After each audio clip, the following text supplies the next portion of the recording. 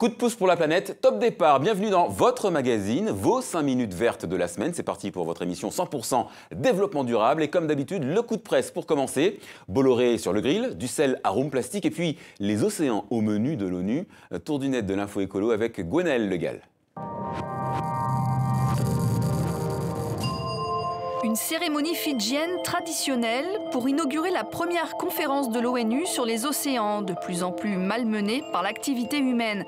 Un exemple, les déchets plastiques, estimés à plus de 8 millions de tonnes. Une catastrophe quand on sait que les océans, qui recouvrent 72% de la superficie du globe, sont le principal régulateur du climat terrestre. Ils produisent la moitié de l'oxygène et absorbent un tiers du CO2.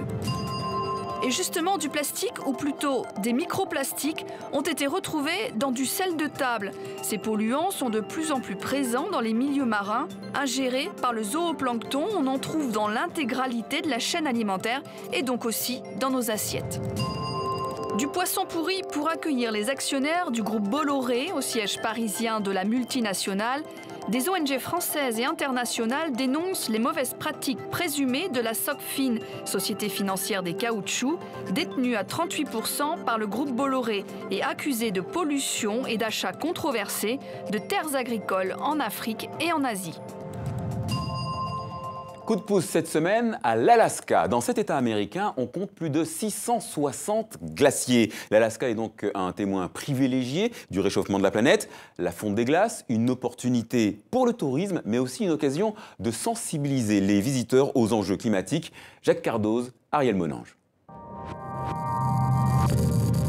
Derrière ces énormes blocs se trouvent les galeries de glace que les touristes peuvent explorer pendant la saison d'été, de mai à septembre. À l'intérieur, c'est une parenthèse enchantée, des grottes naturelles avec un bleu turquoise. Tout ça est purement scientifique. C'est dû au spectre des couleurs. Le rouge et le jaune traversent la glace, tandis que le bleu, lui, se retrouve prisonnier et se réfléchit dans la matière. C'est pour ça qu'on le voit. Une merveille qui attire chaque jour 6000 personnes. Vu d'en haut, on constate la clarté des roches qui entourent le glacier. La partie la plus claire était encore recouverte de glace il y a moins de 20 ans.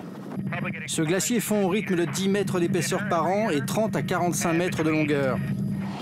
L'Alaska considère qu'il est de son devoir d'éduquer un maximum. John est le responsable du centre. La première fois qu'il est venu ici, le glacier arrivait au milieu du lac. Ce lac était entièrement recouvert il y a 100 ans, comme le montrent ces deux clichés, pris à 114 ans d'intervalle.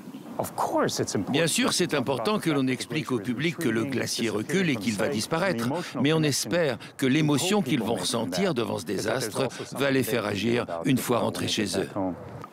Ici, on veut croire que tout n'est pas perdu, que la situation n'est pas irréversible, malgré la décision d'un retrait des États-Unis des accords sur le climat. C'est le journal Le Monde qui a levé le lièvre. 2 journalistes du grand quotidien français ont enquêté sur les pratiques de Monsanto et ils ont démontré comment le géant des pesticides a tout fait pour sauver son bébé, le glyphosate, quitte à démolir le Centre international de recherche sur le cancer, une agence de l'ONU un peu trop indépendante au goût de la firme américaine, une agence qui a eu l'honnêteté et le malheur de déclarer le glyphosate cancérigène. Junk science, science bidon, hurle Monsanto, en oubliant les faits et les poursuites judiciaires à son encontre. A big middle finger up, un bras d'honneur en bon français et pour rester poli. Voilà comment de nombreux observateurs ont qualifié le retrait des États-Unis de l'accord de Paris. Décision signée Donald Trump qui se prend un retour de bâton aujourd'hui. Pittsburgh, Austin, Saint-Louis, New York, de nombreuses villes américaines ont annoncé que le combat contre le réchauffement climatique continue et qu'elles suivront les directives de l'accord de Paris. Le gouverneur de Hawaï a même carrément signé le compromis dans la foulée de l'annonce présidentielle à bras d'honneur et demi. Et voilà, c'est la fin de ce coup de pouce pour la planète. N'oubliez pas de nous faire un petit coucou sur les réseaux sociaux, on adore ça. Nous, on se retrouve la semaine prochaine et d'ici là, prenez soin de la planète, elle le mérite.